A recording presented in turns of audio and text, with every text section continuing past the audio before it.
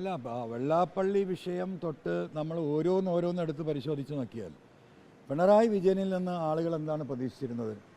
അദ്ദേഹത്തിൽ നിന്ന് ഒരു മതേതര നിലപാടും കൃത്യമായും പ്രതീക്ഷിച്ച ജനങ്ങളാണ് അവർക്ക് വോട്ട് ചെയ്തത്.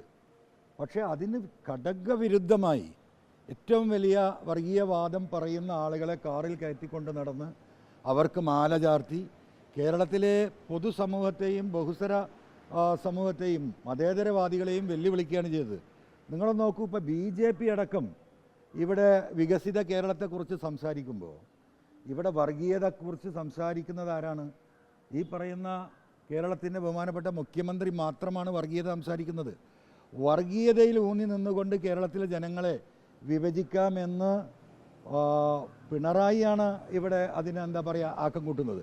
BJP പോലും അതിൽ നിന്ന് മാറി നിന്ന് കേരളത്തിൻ്റെ വികസനത്തെക്കുറിച്ച് സംസാരിക്കുമ്പോൾ ഇപ്പോഴും വാ തുറന്നാൽ പാർട്ടിയുടെ സെക്രട്ടറിയും മുഖ്യമന്ത്രിയും ഈ വർഗീയത മാത്രം പറഞ്ഞ് വോട്ട് പിടിക്കാമെന്ന അവരുടെ ആ ദുരുദ്ദേശം കേരളത്തിലെ മതേതര സമൂഹം തള്ളി എന്നത് ഇതിൻ്റെ ഏറ്റവും വലിയ തെളിവാണ്.